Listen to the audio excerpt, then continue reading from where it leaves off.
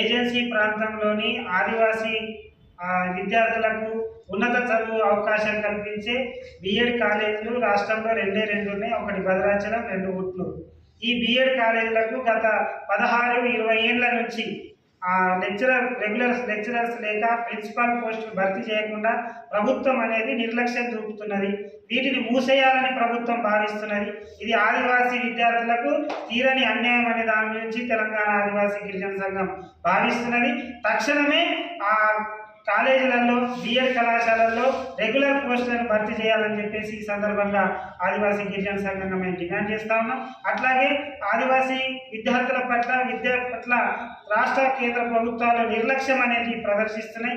Fee reimbursement విద్యార్థుల ఖాతాల్లోకి జమ కాలేదు, యాజమాన్యాలు వేధిస్తున్నాయి. తక్షణమే ఫీజు రీయింబర్స్మెంట్ స్కాలర్షిప్లను విద్యార్థుల ఖాతాల్లోకి జమ చేయాలని చెప్పేసి ఈ సందర్భంగా